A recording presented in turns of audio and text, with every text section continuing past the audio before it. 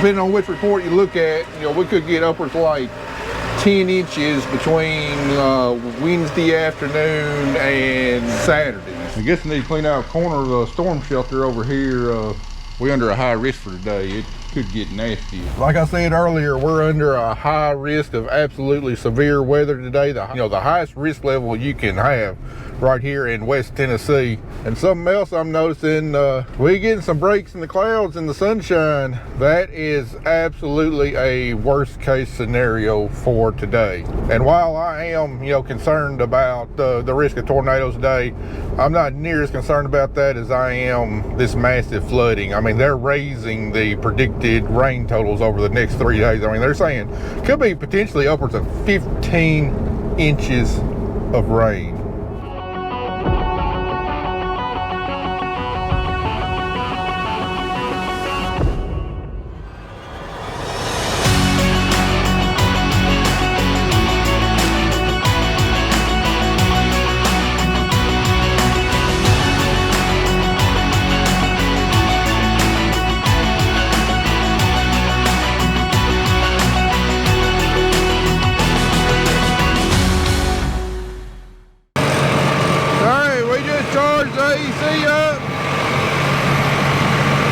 It's rated about 190 over 20. I don't know if you can tell, but it's freaking hot out here. It's dang near 90 degrees. I think it's 86, 87 degrees. High humidity. So those pressures ought to be correct. Blowing nice and cold in the cab. I think we're ready to pull this thing out of the shop and put it under the shed. Andy, let's go park this thing. I'm tired of looking at it. Yeah, let's get it out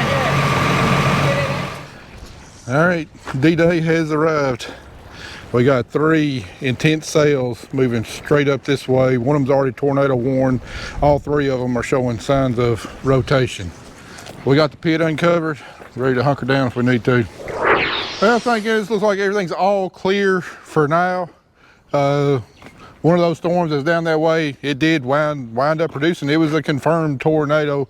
Don't think there was much to it or whatever, but that storm went through Jackson and just to the west of us. And in fact, watching Reed Timmer, switching between Reed Timmer and Ryan Hall, watching it, and Reed Timmer went straight through Milan, which is about 20 minutes to the north east of us. So Reed Timmer pulled off the storm he was chasing and went through Milan chasing that storm that was going through Jackson, going to try and intercept it. So anyway, things aren't over for tonight, but I think the immediate threat's over. There's still some more storms to our southwest that are showing rotation. I think one's tornado warned moving up this way, but if that one storm pulled a lot of the energy out of the atmosphere, it definitely feels a lot cooler now. So I think we might be okay on tornadoes. We still got the main line that's got to come through here in a few hours. Of course, the risk of tornado is not going to be near as severe on it, but we could get a bunch of heavy rain and the straight line winds. And then really the main event starts tomorrow. This cold front's supposed to stall out like literally right on top of us for 2 to 3 days, and just going to bring just a river of moisture up our way, just constant rain. So anyway, I'm gonna lock up, head home, make sure my mud boots ain't got no leaks in them, because I'm probably gonna need them the next few days. And looks like me and Eddie gonna be here in the shop the rest of the week, just filling on projects.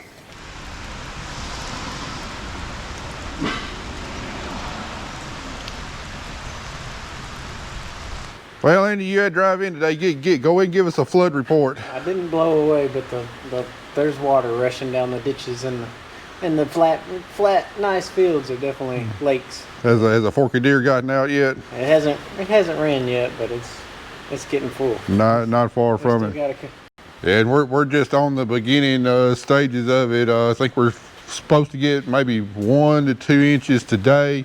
Then tomorrow we're going to get a little bit of reprieve. They're saying on like a 1/4 inch tomorrow, and then like Saturday is a big day, like 1 to 2 inches during the day, and then 1 to 2 inches at night is what NOAA is saying. So we'll see. Fortunately, tornadoes here in West Tennessee were not as bad as predicted. Now, there were some places that got hit. I know last night after I went to bed, like down south of us, Selmer, and I think some other towns like got leveled. Like there were some really powerful ones after I thought the tornado threat had diminished. And then over there in northeast Arkansas had some other bad tornadoes.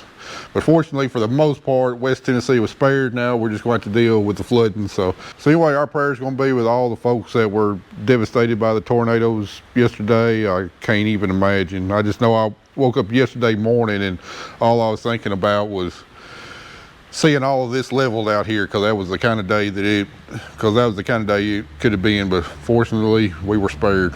Anyway, next few days gonna be shop work.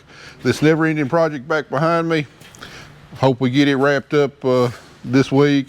And then yesterday, while I was watching Ryan Hall, I just playing around. I got our third link, got it straightened back out.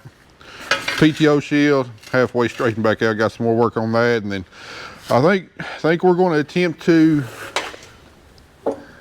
straighten that out if I can get the metal hot enough. I don't know. I know it took a ton of heating for that third link. I just don't know if I got the power to get that heated up. But we're going to get it here on the bench and give it a try. All right, that's about as high as I'm going to be able to get it. Give us some black.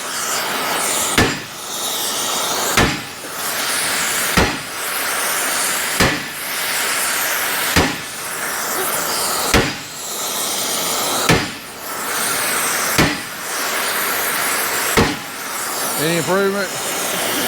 Not from my angle. I ain't got the tools to do it.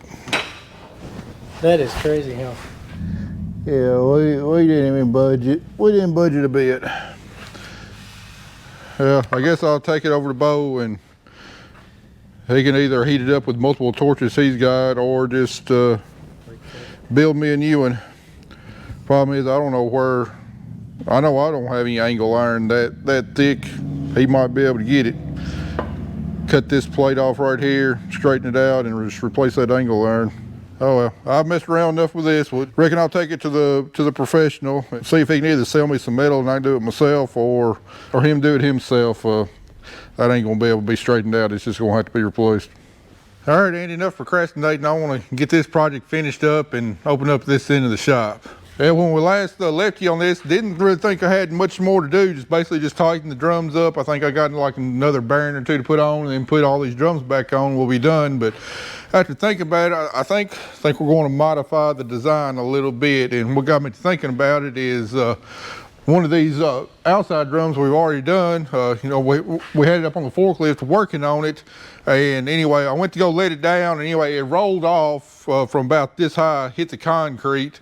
And when it did, it popped a couple of these bolts loose. And they kind of got me worrying because, you know, instead of those blades being welded to the drum and supporting the weight, the only thing that's going to be supporting the weight is going to be the bolts holding these blades onto the old blades. And just the, you know, the hard ground, the constant vibration, I was worried we're just going to start shearing bolts as soon as we got into the field. But I still don't want to weld the blades on just because of future replacement. If we ever decide to replace these blades, I don't want to have to cut a whole bunch of welds. So what I thought we'd do is we need to find some way to support these blades to where all the pressure of them is not resting just on the bolts. So I got to experimenting with some key stock just to find something to fill this gap that these blades can rest on, and whenever these blades turn around and hit the ground and pressing down, the force is going to go on that key stock. Did some measuring, and we're going to need anywhere from 1/2 inch to 5/8 inch key stock, just depending on where we're at on the blade. Like here towards the middle, going to need probably some 1/2 inch, and then in between going to need some 9/16, and then here on the ends going to need some 5/8. So a few days ago, went and got a bunch of key stock from HCI, and they messed around. They gave me only 1/2 inch or 5/8. We don't have any 9/16, but they're going to give me some coming in tomorrow morning. So what we're going to do is probably cut these pieces into like 2-inch pieces, and then we're going to put like a 2-inch piece up underneath each of these bolts here. We're going to try and wedge it in real good, and then we'll weld the key stock to the drum right here. Not actually going to weld it to the blade. Then we'll tighten all the bolts up, and then hopefully, you know, that rest against that key stock, that's what will take the beating when this thing is in the field, and not the actual bolts. And whether we actually have a problem or not, I don't know. Whether this actually solves my imagined problem or not, I don't know. But at least I think we'll be better off, and have a less chance of problems whenever we do get to the field. So it'll take a little while, but I think it'll be done right. So Andy, you want to start cutting some 2-inch strips of key stock, finding out where exactly they'll fit best, and then we'll go around and weld them in from there. Yep. We'll start with this drum because the bolts are already loose. On these other outside drums that already been tightened up, we're going to have to loosen those bolts to try and wedge some key stock up underneath it, and then we'll tighten the bolts back. Okay.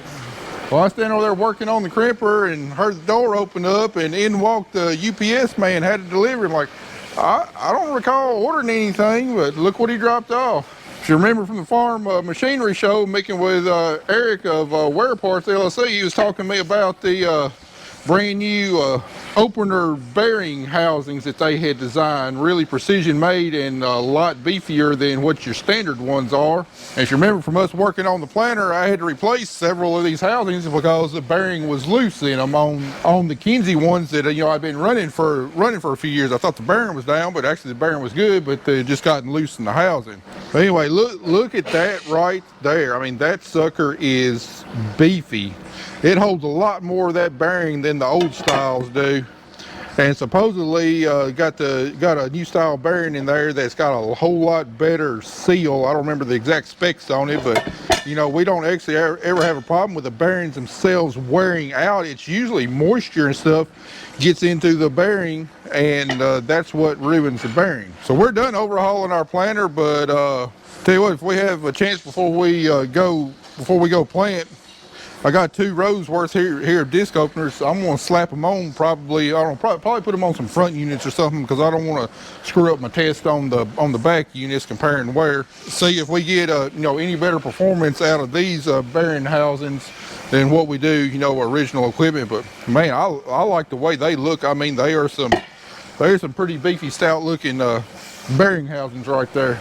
All right, I got the first bar done, and this is kind of what we're going to be looking like. So you got that nice little key stock welded up under there.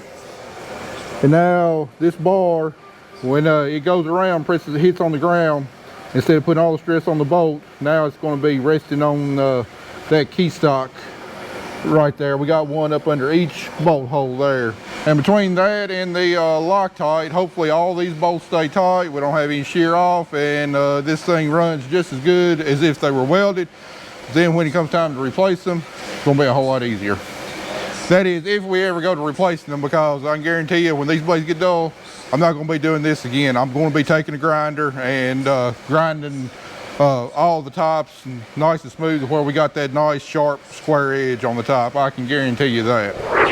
All right, we've almost got all the way around. We got the rest of this blade and this blade due, and we'll be done with this drum. I got one more welding rod left. Let's use it up and call it a day. Let's burn it. Program that I made to test the juicer. A little foggy in here. It's almost like we've been doing some welding. Almost. It's like we're a welding shop in here now. My lungs gonna look like smokers tonight. Anyway, we're gonna burn up this last rod and be back here in the morning.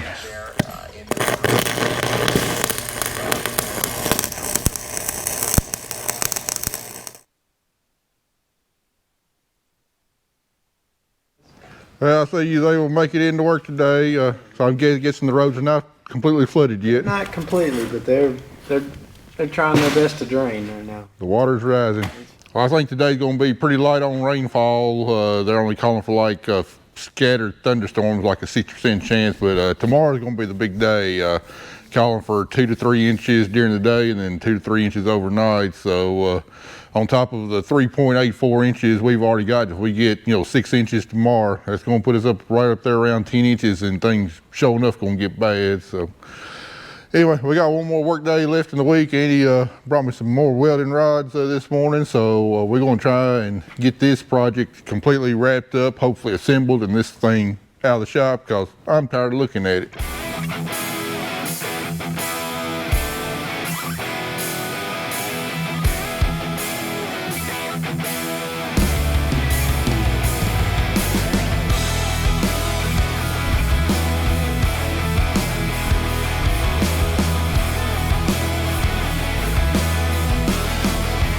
Anyway, we've been working here on the Crimper, and Andy seen somebody pull up here to the front door of the shop. Went out there and met him, and anyway, it was United States Postal Service. Now, if you remember, a month or two ago, I put out a video about all the problems I'd had with the USPS, making me move my mailbox, not getting mail, you know, seeing me in plain sight and not giving me certified stuff. Well, anyway, I went out there to meet her, and she wanted to introduce herself because she's our brand new mail carrier. And also she had a certified letter to get me. Now, she didn't have to do that. You know, our mailbox is all the way up by the road, but she saw our shop doors open, decided to come down here and make sure I got my certified letter. And I can't tell you how much I actually appreciate that. I mean, going above and beyond on your job. And mighty pleased to find out we've got ourselves a brand new mail carrier who apparently is doing her job to the utmost ability. So, and just like I said in my first video, there's definitely some good ones at USPS, and apparently we've now got one on our route, and I sure am glad of it. Now, back to getting this thing knocked out.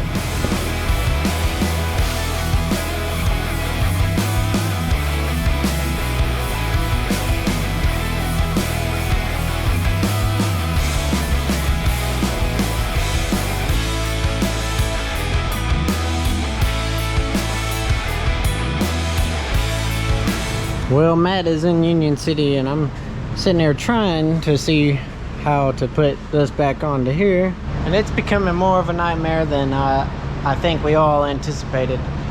We dropped them. I mean, you saw how we dropped them. We dropped them where they unbolted, but they have gotten scooted around a couple times. I don't know. I'm basically just rambling now because I can't figure it out, and I know it's something easy, but there's eight bolt holes. There's 8 bolt holes right there. Hey, Drake. They have to line up with these 4 and those 4 to make 8. So, and they have got to be just plumb perfect. Yeah, anyway, if you see me struggling in the background, that's what I'm doing. I'm trial and erroring everything, every way I can do to back this thing up and put it back on. Me and Drake are hard at it.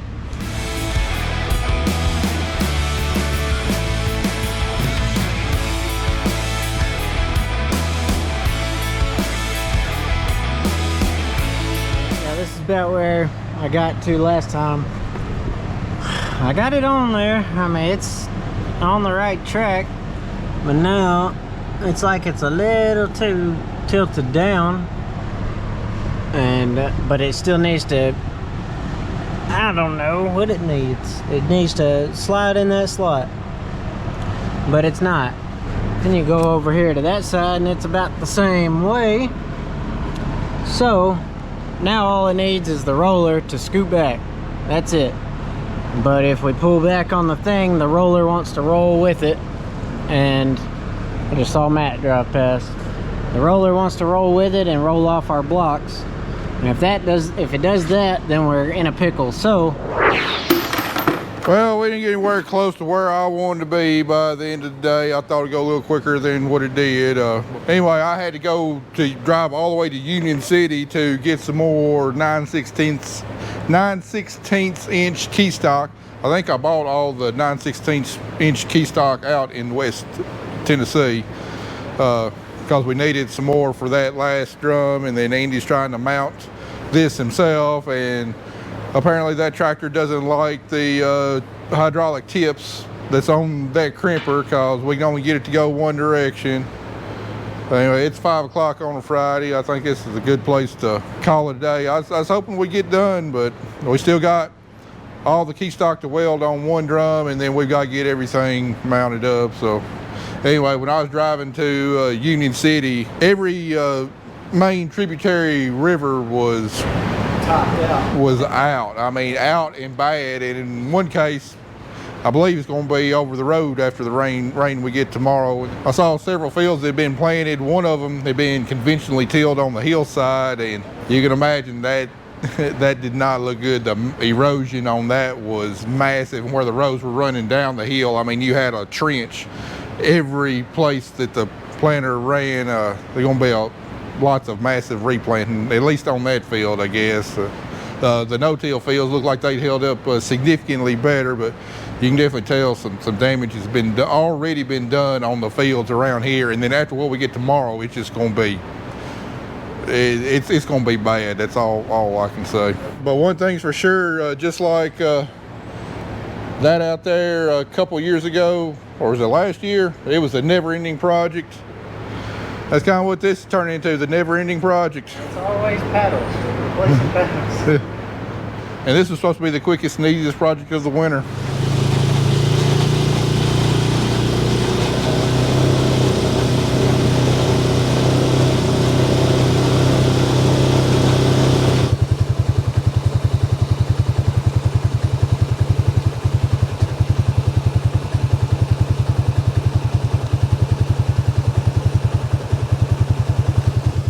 This right here is one of our culverts crossings. It's got an 8-foot pipe down there. I don't think this is going to survive. It's going to need some major work whenever all this is done.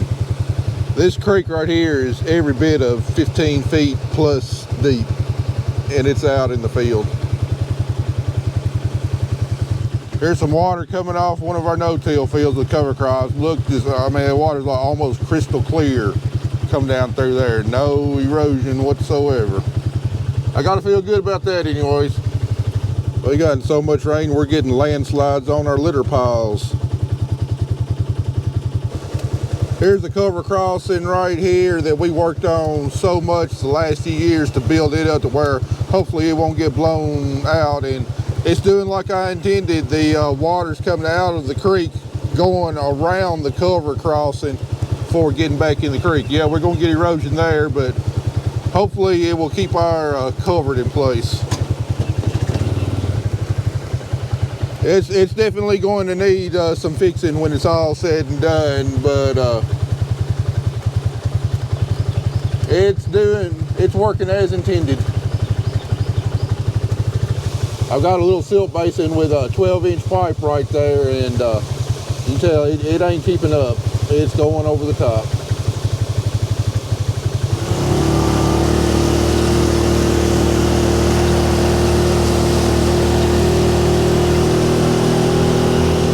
We are beyond blessed that this rain didn't come a week to a week and a half later.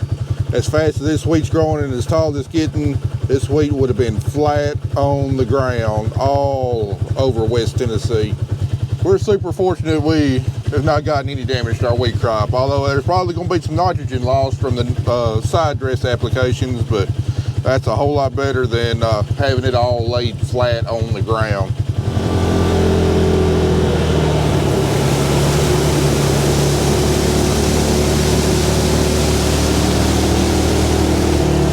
Some of the wheat's getting underwater though. That isn't our field, but I've got something that looks just like that. All right, the Forked River main tributary for this area is probably about, I don't know, 300 yards that way, and there's a pretty good elevation rise, and I've only seen water get out into this field one other time in my lifetime. That was, I think, 15 years ago. See, way back down there, it's creeping up in the field, and I mean, this is only going to get worse because all that water I just showed you is draining into the Forked River, and it's going to be coming right here and backing up into our field.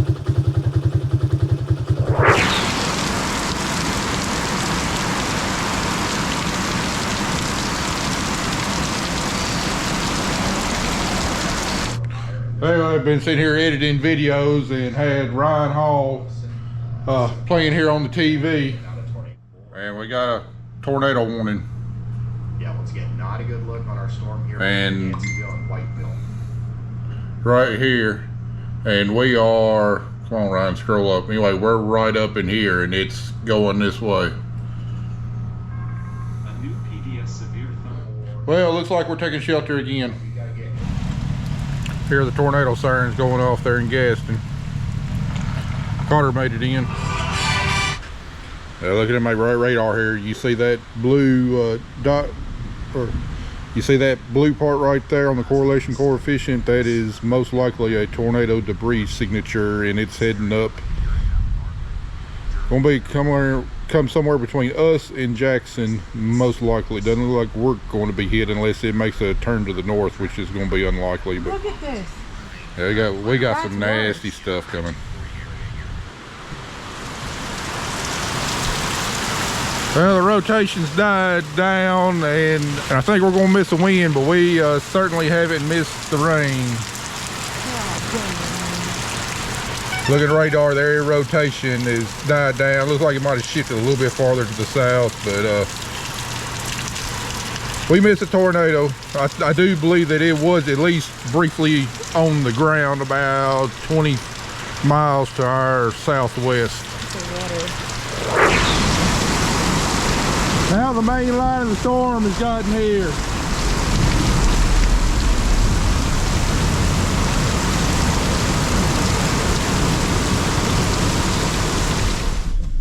All right, guys, looks like the rains are about done. It's pretty much going to be drizzly all day today, but total got 11.45 inches, and Kelly and I run out here to survey things.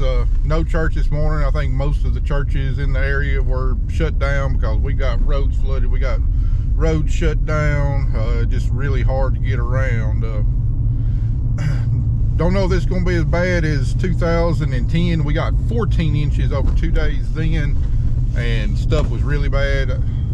But I mean, 11, 12, 14 inches, I mean, does it really matter? It's probably going to be pretty bad. So anyway, I've already flown the drone over the home place in Frank Smith's, those culvert crossings I showed you yesterday, and surprisingly, they're still there. They're going to need some work. They're going to need some dirt hauled in. But I mean, you can still drive over them with a small tractor or side by side now. But thankfully they are in place. Those were the two places I was really most concerned about.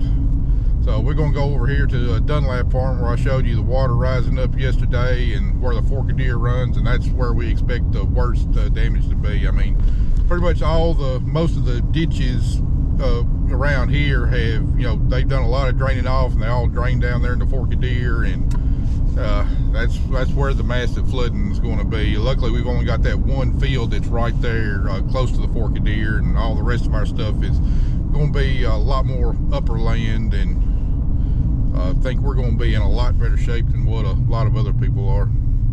But in other news, I got a good shot of our drain tile working. Now that the creek receded below the level of the drain tile, water was coming out of it pretty good. So I don't know, maybe that one half of a field we can plant by the end of the week if it does like it's supposed to. All right, we're driving down Highway 79 into Humboldt, and frankly, I was expecting a whole lot worse. This man got a lot of wheat underwater right here. Look, the water did get up to the road. You can tell we got debris on the road. The water at one point was up over the road. That's feet deep. Yeah, I'd say they're probably good 8, 9, 10 feet of water right there on that field. Big front property.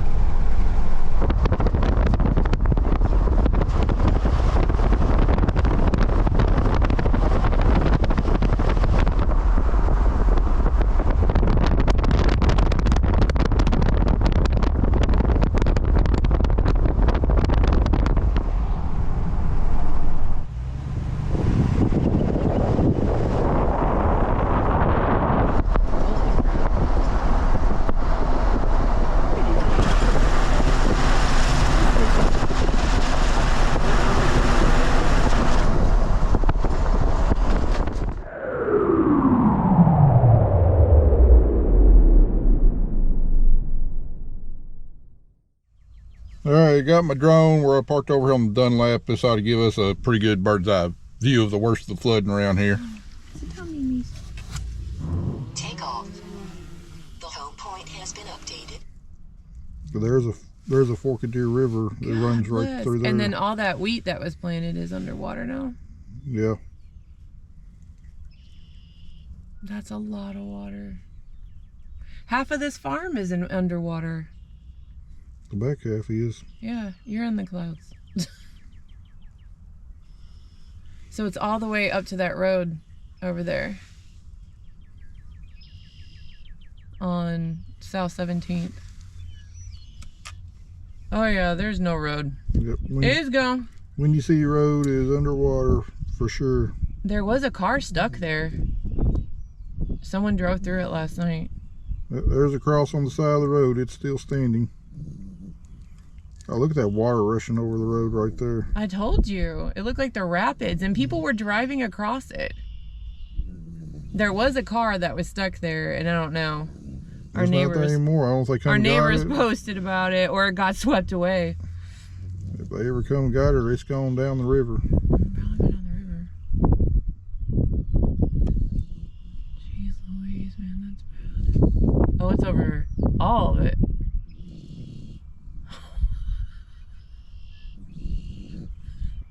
How far? Oh, well, is it backing up to the gin? That's what I wonder.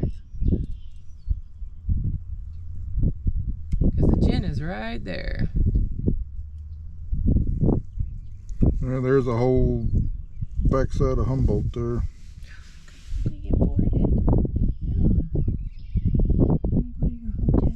Lots and lots of bottom ground is completely underwater.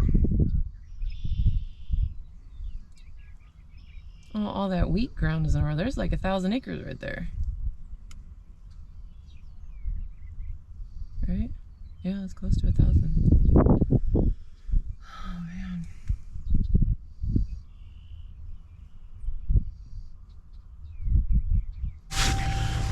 Well guys, that concludes our flood tour damage. Looks like us, for our own personal farm and fields, looks like we came out relatively well. Just minor damage we're gonna have to repair. Unfortunately, as you saw from the drone footage, there's a lot of farms and a lot of people that have been devastated by this flood. And anyway, I don't want to I definitely don't want to minimize the damage to this flood just because we came out unscathed. So not only flood, but in the but in southern Tennessee, Arkansas, Mississippi, a lot of people also affected by tornadoes. Our hearts and prayers go out to them also. Anyway, for our situation, I'm pretty well pleased. Not gonna have quite as much repair work as I thought we were going to have, but we're definitely gonna have some before we can even think about carrying the planter to the field. So we'll definitely be sure to get it on upcoming videos. So I'm gonna wrap up this one, guys. Appreciate y'all watching. See you in the next one.